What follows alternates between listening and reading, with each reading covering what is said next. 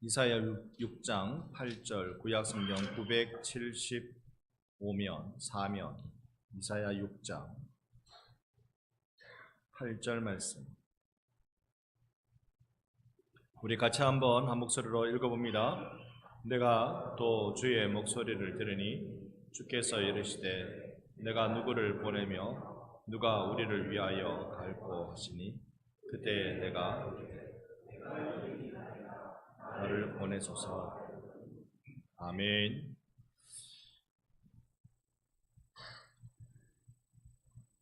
우리 집사님께서 기도해 주신 대로 오늘 유초동부가 밤배를 타고 제주도 갑니다.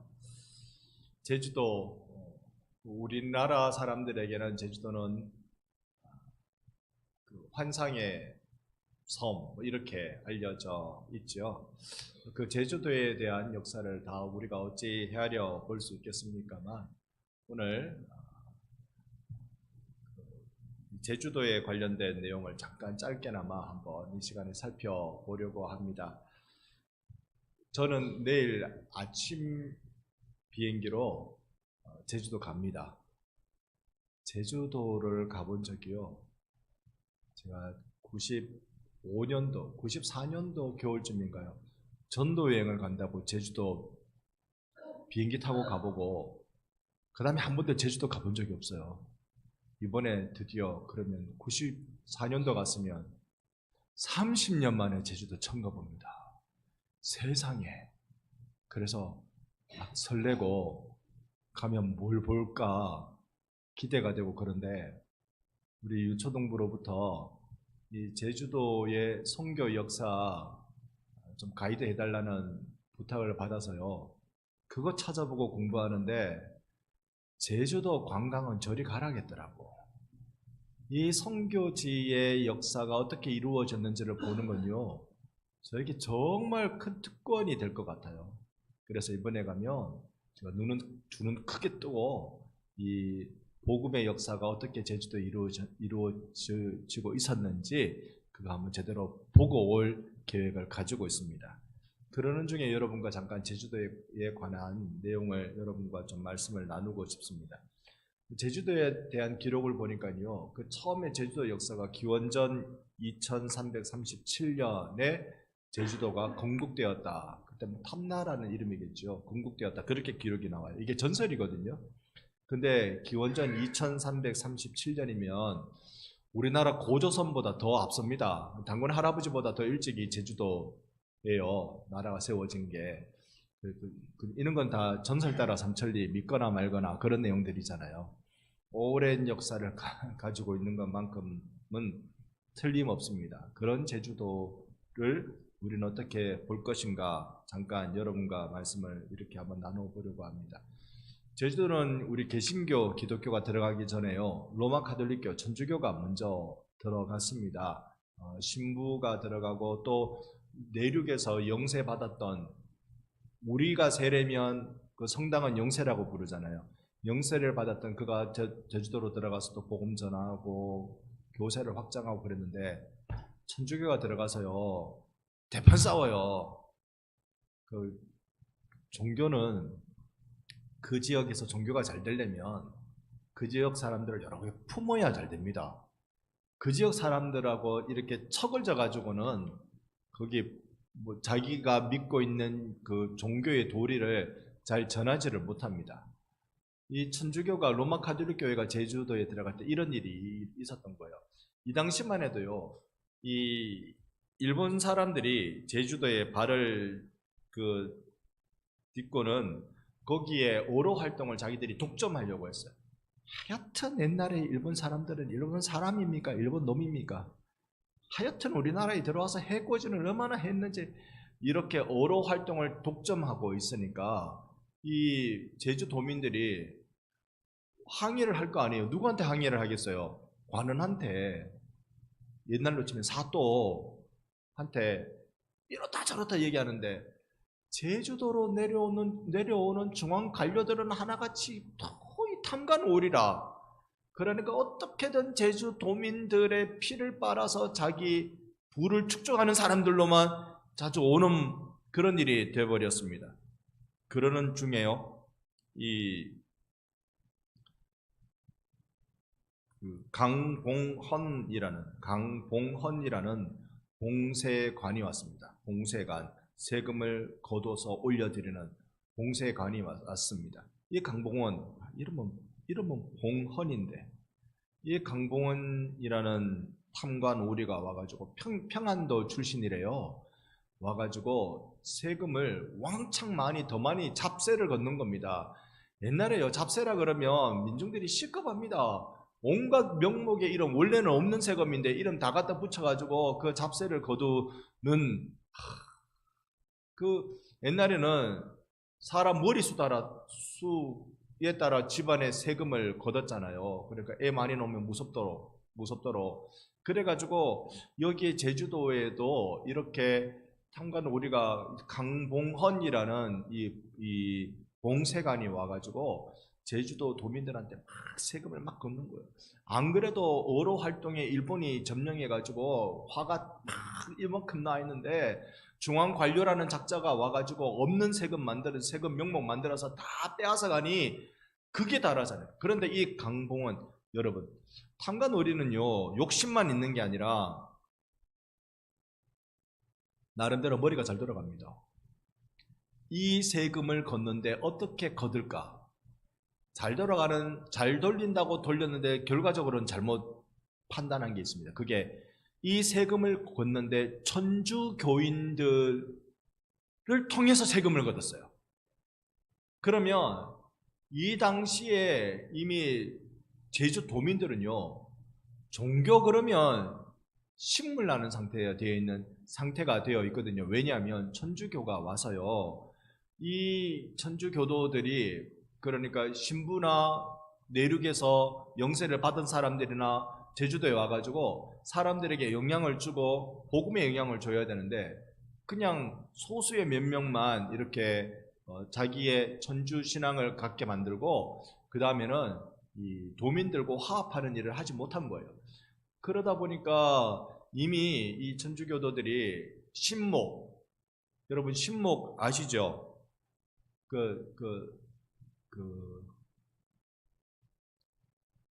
나무를 이렇게 섬기는 걸 뭐라고 합니까?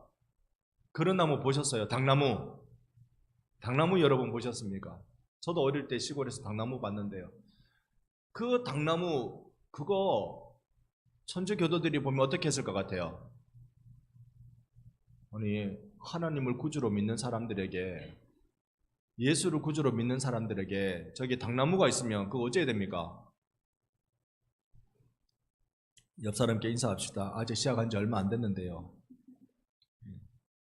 이렇게 당나무 있으면 어째야 됩니까? 베어버려야 되지. 다 베어버렸네. 신당은 아시죠? 그 신당 그거 다 허물어 버렸네. 안 그래도 외세에 이렇게 마음이 상해 있고 천주교도들 좀 싫은데 여기에 당나무 베버리지, 신당 다 무너뜨려 버리지. 그러니까 여기에 이재수라는 사람을 중심으로 민중의 난이 생깁니다. 그러니까 천주교도들은 성 안으로 숨죠. 왜? 중앙관료가 거기 있거든. 자기들을 통해서 세금 거둔 중앙관료가 거기 있으니까 성 안으로 다 숨고 수천 명이 이 성을 에워쌉니다. 근데 여기서 이럴 때 아이고 미안하다, 우리가 뭘 몰랐다, 이래야 이게 수습이 돼요. 어떻게 했느냐면 이 천주교도들이 중앙관료에게 가서 그 사또에게 가지고 병기창 무기고를 주시오. 우리도 우리를 보호해야 되겠어. 이렇게 나온 거예요. 이러면 서로 무기 들고 있으면 이거 이제 더 이상 대화와 휴전과 이런 거 없어요. 여기에 천주교 신부들이 보고 이래 갖고는 안 되겠다 싶어가지고 본국에 연락해서 프랑스 함대를 제주도로 급파하도록 했습니다. 그런데 이미 늦었어요. 배가 뭐 비행기처럼 그렇게 일찍 올 수 있습니까? 한번 이재수의 난이라고 크게 한번 휩쓸고 난 뒤에 프랑스 군대가 온 거죠. 어떻게 됩니까? 수백 명이 죽었어요. 거기서 천주교도들이 수백 명이 거기에 사살됐습니다. 이런 역사가 있고 이러는 중에 이제 제주도의 개신교인 기독교 역사가 시작하는 겁니다. 그 역사 오늘 짧게 말씀드릴게요. 짧게만 우리 같이 한번 보려고 합니다. 사진 한 장 준비했습니다. 한번 보여주실래요? 이 사진이 1907년 평양에서 일어난 일을 보여주고 있습니다. 여러분 이 사진 한번 본 적 있으시죠? 우리 한번 본 적이 있습니다. 몇 번 봤을 것 같아요. 여러분께 한 발 성큼 더 나가서 말씀드려야 될 것 같습니다. 자, 한번 들어보셔요. 우리나라의 복음이 1884년에 시작됩니다. 시작되는데 그 선교 정책 중에 하나가요, 자치라는 게 있습니다. 자전은 스스로 전도한다라는 거고, 자치는 스스로 통치한다. 그러니까 이게 교회가 스스로 운영되기 위해서는 교회에 현지 목사가 필요하겠죠. 선교사 중심이 아니라 현지 목사, 한국인 목사가 세워져야 교회가 자치가 되겠죠. 자, 그러기 위해서 신학교를 세웁니다. 신학교 1901년부터 시작하는데 그 신학교 이름 뭔지 혹시 아세요? 평양신학교. 우리 교회 한대식 목사님, 이 교회당을 세우는 일에 앞장섰던 한대식 목사님이 어느 신학교 나왔게요? 평양신학교 나왔습니다. 우리나라 평양신학교 나오시면 많지 않아요. 놀라셔도 돼요. 평양신학교 출신이십니다. 그 옛날 1901년에 처음에 평양신학교를 시작할 때 입학 조건은요, 각 교회 장로들만 입학할 수 있도록 했어요. 근데 신앙의 연륜이 있어야 된다 이 말입니다. 장로들 중에서 목사가 될 사람들은 신학교에서 받아준 겁니다. 거기에 1호로 들어가서 배운 사람들이 여기 쭉 이름이 나오는데 저도 이름 다 못 외워요. 못 외우면 어떻게 해야? 보고 하면 되지. 못 외우면 보고 하면 돼요. 좀 보이죠? 평양 장로의 신학교 1회 졸업생. 뒷줄 왼쪽부터, 뒷줄 왼쪽이라는 말은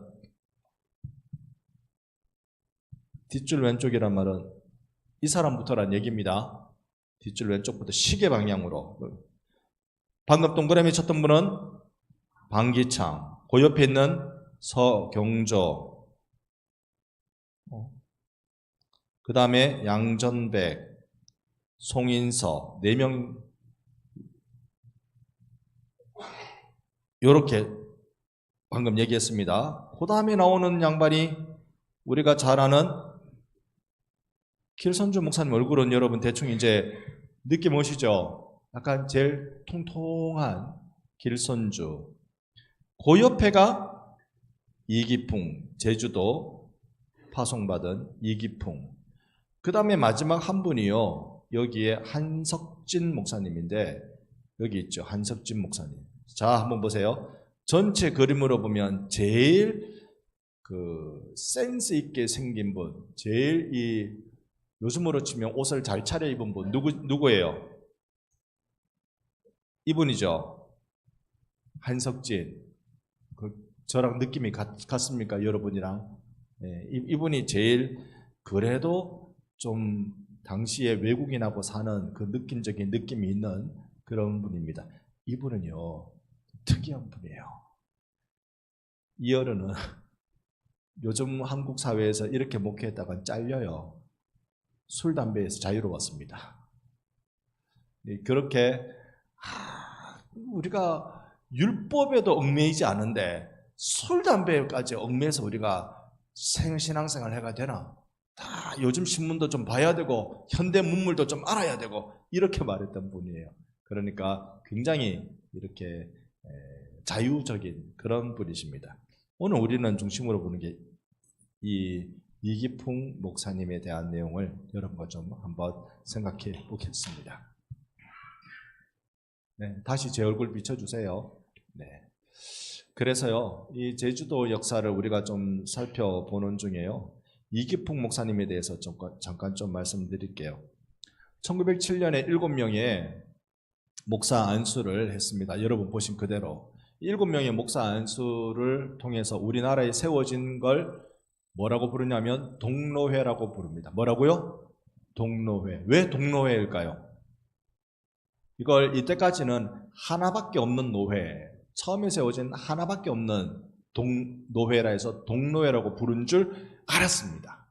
그런데 선교사들이 본국에 선교 보고를 할 거 아니에요. 선교 보고를 할 때 하나밖에 없는 더 왕이라고 말하는 하나밖에 없는 노회라고 보고하지 않고 독립적인 노회, 인디펜던트라는 말을 씁니다. 그러니까 독립적인 노회, 독립적인 노회라는 말은 미국에도 캐나다에도 호주에도 선교사들이 왔어요.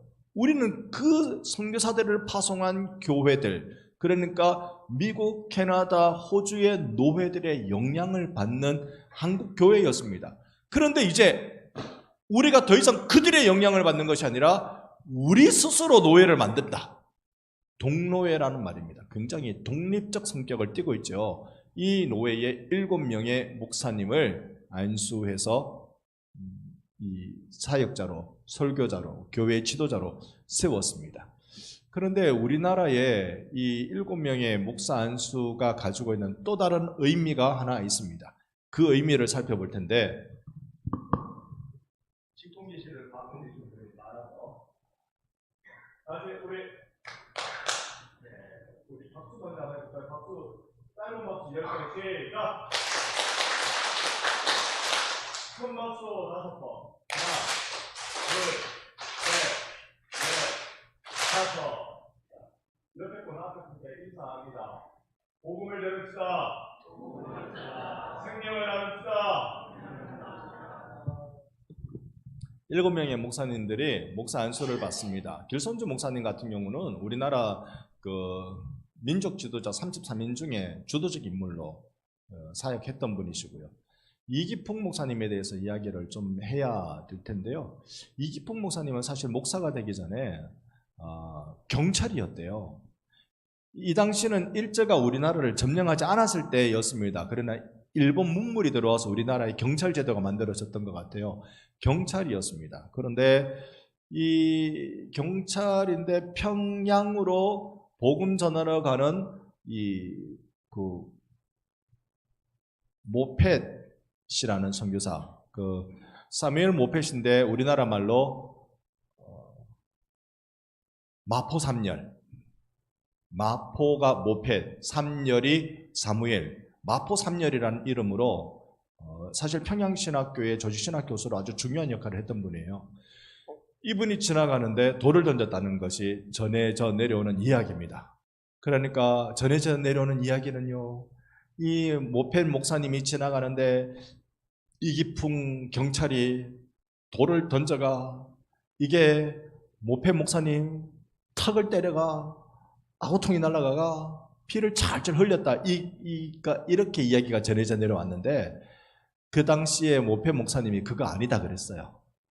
그렇게 된 게 아니다 이렇게 설명하면서 자기 집으로 돌을 던진 거예요.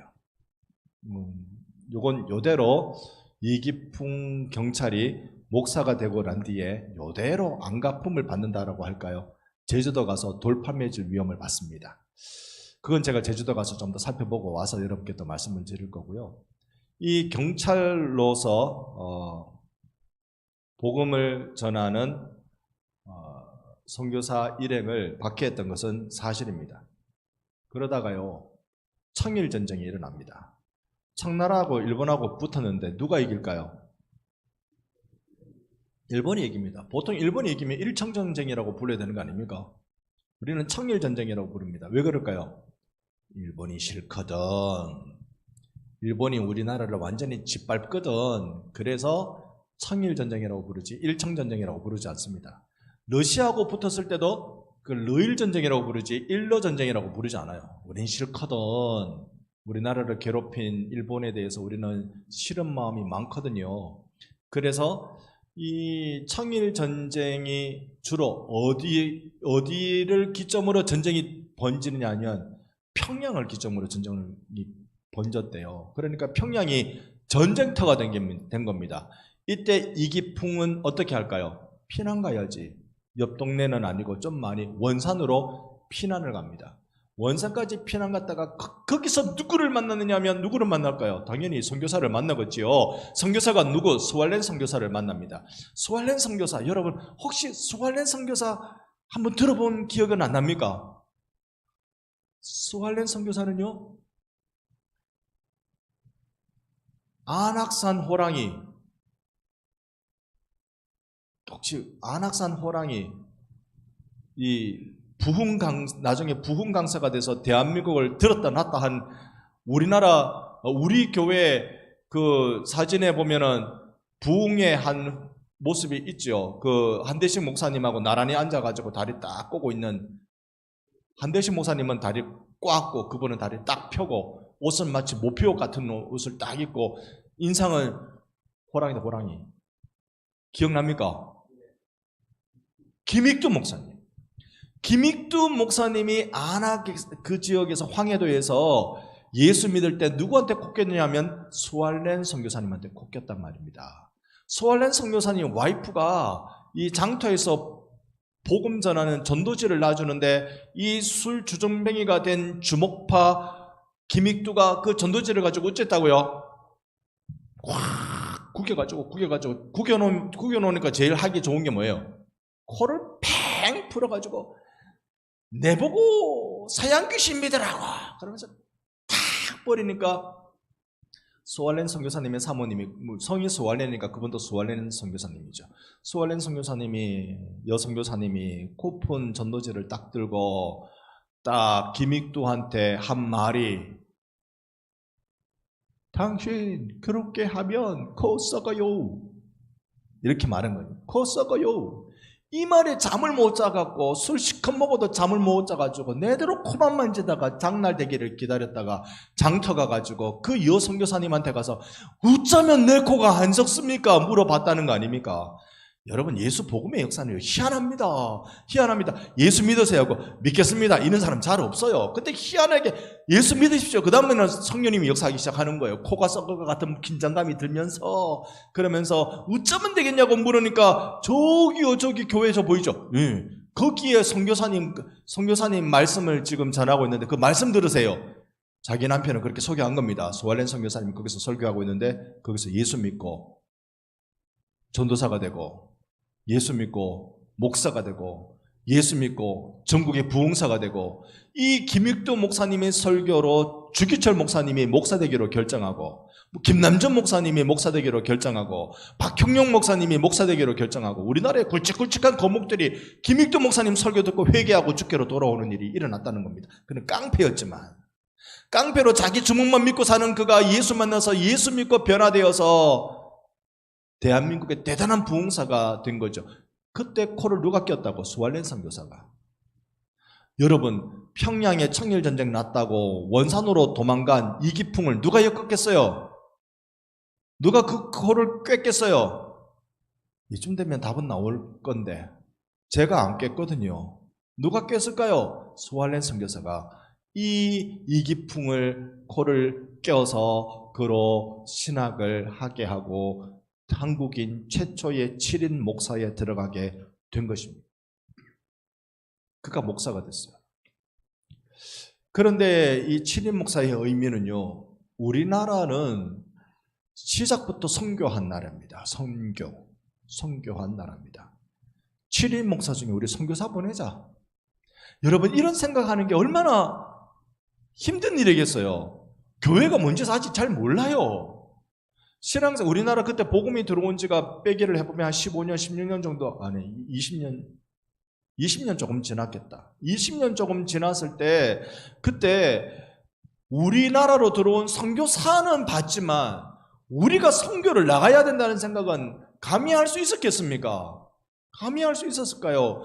교회 역사 116년 지난 우리 교회도 아직 선교사 한 명을 파송 못하고 있는데, 그런 이 초창기 걸음마 하고 있는 이 한국 교회가 선교사 보낼 수 있었을까요? 그런데 우리가 7명이 목사 안수를 받으니 그 중에 선교사를 보내자.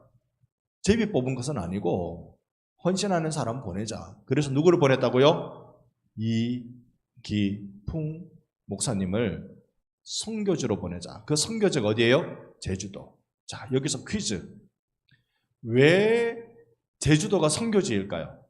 왜 1907년에 제주도를 선교지라고 생각하고 거기로 파송하는 걸 목회하는 목사라고 부르지 않고 선교사로 부르면서 보냈을까요? 제주도는 엄연히 우리나라 땅인데 왜 그랬을까요? 복음화율이 낮기 때문에. 거의 0이죠, 그죠? 거의 0%입니다. 자, 제가 역사적으로 두 가지 의견이 있습니다. 그러니까 그 두 가지 말씀드릴 테니까 여러분이 이거 아니면 저거 둘 중에 하나는, 엔간하면 둘 중 하나는 선택해 주십시오. 첫 번째, 제주도는 언어가 다르다. 선교지는요, 언어와 민족이 다르면 선교학에서는 선교지라고 부릅니다. 선교사를 제일 많이 보낸 나라가 그래서 인도예요. 왜냐하면 인도는 마을만 바꾸면 언어와 민족이 다르기 때문에. 그래서 인도는 복음 전하러 가는 사람은 선교학에서는 선교사가 됩니다. 무엇과 무엇이 다르면? 언어와 민족이 다르면 그는 선교사라고 부릅니다. 그래서 선교지다. 제주도 가면 말을 알아듣습니까? 알아들을 수도 있겠지만 혼자 없어 얘. 저는 이거 혼자 오라는 뜻인 줄 알았습니다. 혼자 없어요. 무슨 뜻? 얼른 어디서 퍼뜨고 있어 이런 뜻이랍니다. 그러니까 우리가 어찌 알아듣습니까? 그러니까 언어가 달라서 선교지라고 불렀다. 1번. 2번. 여기는 한반도, 여기는 본토다. 내지다. 내륙의 땅이란 말입니다. 그런데 저기 제주도는 배를 타고 가야 되는 외지다. 바깥 땅이란 말입니다. 그래서 멀리 배를 타고 가야 되기 때문에 외지이기 때문에 선교지, 거기로 가는 사람을 선교사라고 불렀다.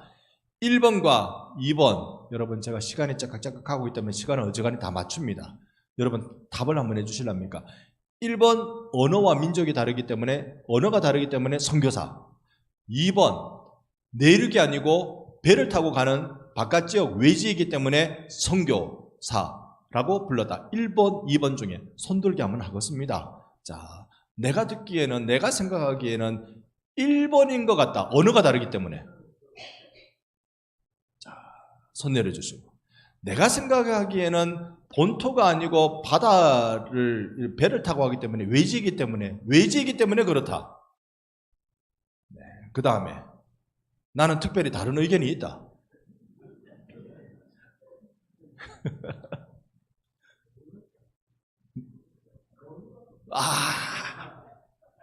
가장 솔직하지. 우리가 의사소통을 할 때 솔직한, 정직함이 가장 기본이 돼 있어야 그 다음에 발전이 있는 의사소통을 하는 겁니다. 감사합니다. 근데 정답은요, 2번이에요. 외지이기 때문에 선교사로 불러요. 그 언어와 민족이 다르다고 하기에는 그 당시에 우리 한국 교회가 그만큼 선교하게 된 이해가 많지 않았을 때였고요. 그 다음에 이 외지라는 개념으로 1907년에 목사 안수 받은 사람 중에 한 명을 선교지로 보내야 된다. 그러면서 이 선교사로 명하면서 보냈던 겁니다. 또 우리 한국교회는요, 그러다가요, 저기 만주로 선교사로 보내기도 해요. 정말로 우리나라는 초창기부터 선교에 뜨거웠던 나라예요. 그런데 우리가 하게 될 선교는 전부 다 척박한 환경이죠. 제주도 난리 났다는 거잖아요. 이게 제주도에서 일어난, 아까 말씀드렸잖아요. 천주교가 지역과 융화되지 못해서 학살이 일어난, 그걸 신축교란이라고 부릅니다. 신축년에 종교 때문에 생긴 난, 신축교란이라고 그렇게 부릅니다. 그런 제주도로 이기풍을 보냅니다. 1908년 1월에 보면 기록이 이렇습니다. 조사 1명, 거연료 선교사가 진주로 올 때 그때 따라온 조사가 한 가정이 있었습니다. 그 조사가 누군지 아세요? 성은 박씨예요. 이름은 성예예요. 박성예, 우리 교회는 목사로 부임하신 분이십니다. 그 박성의 조사로 그 연류와 따라오고 선교사를 돕는 자를 조사라고 불렀습니다. 여기 이기풍 선교사가 갈 때 한 명의 조사와 그의 아내가 평양에서 출발했다고 합니다. 1908년 그의 1월 29일자 예수교 신부에 보면 이렇게 나와 있는데 한번 보여주실래요? 예수교 신부 그 신문에 이렇게 나와 있습니다. 리 목사가 제주로 발행함.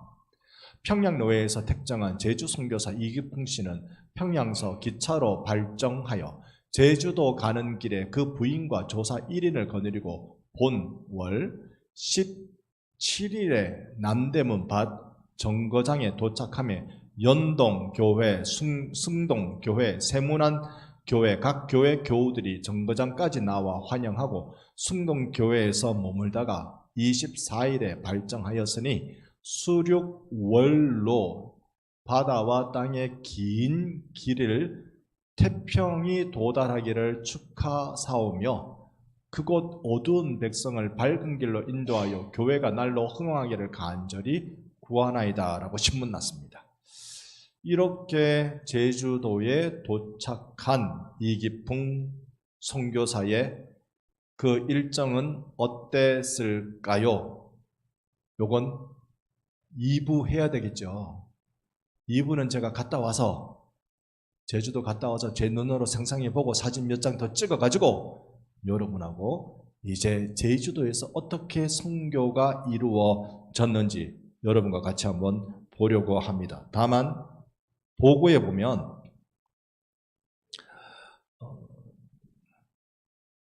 이 1908년 그러니까 8년 1월에 갔는데요. 그의 동로회로 선교 보고를 한 거 보면 이렇게 되어 있습니다. 원입교인 9명 세례받아가지고 교인이 된 사람이 9명 그 해에 주일 출석이 20명 좀 놀라셔도 되는데요. 제주도에서 이런 일이 일어나는 건 좀 놀라셔도 되는데요. 어떤 일이 일어났는지 시즌2를 기대해 주시고 우리 같이 찬양하려고 합니다.